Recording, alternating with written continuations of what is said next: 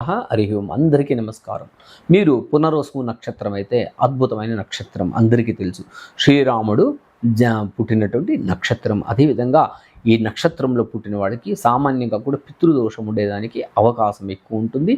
అదేవిధంగా తండ్రికి దూరంగా జీవించడం ఇట్లాంటివి జరుగుతూ ఉంటుంది. అదేవిధంగా కూడా వీళ్ళు ఎక్కువగా కూడా దూరంగా ఉండి చదువుకోవడం ఇలాంటివి ఉంటుందన్నమాట. అదేవిధంగా కూడా వీళ్ళు జీవితంలో బాగా ఉండాలంటే వేద పండితులను, సద్బ్రాహ్మణులను కూడా మీరు వారిని గౌరవించడం, వాళ్ళ దగ్గర ఆశీర్వాదం తీసుకోవడం చాలా మంచిది. ఎటువంటి కారణంలో కూడా ఎటువంటి గురువు దగ్గర కానీ మీరు శాపం తీసుకోకూడదు. అదేవిధంగా పేద విద్యార్థులకు విశేషం కూడా మీకు ఎక్కడైనా అందుబాటులో బ్రాహ్మణ విద్యార్థులు ఉంటే వాళ్లకు చేయూతని మీ చేతిని ఎంత మీకు ఎంత సహాయం అనిపిస్తుందో అంత చేయడం చాలా అద్భుతం అన్నమాట.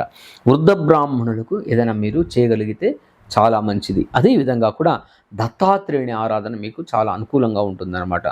గురుదేవుల ఆశీస్సులు అయితే మీకు ఎప్పుడు ఉండాలి.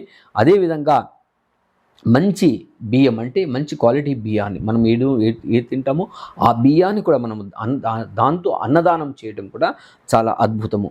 మంచి బియ్యంతో ఊరికి పడమర దిశలో ఉన్నటువంటి ఊరికి దూరంగా ఉన్నటువంటి ఊరికి దూరంగా ఉన్నటువంటి శివాలయంలో దానం చేయడం ఇంకంత అద్భుత ఫలితాన్ని మనకి ఇస్తుంది.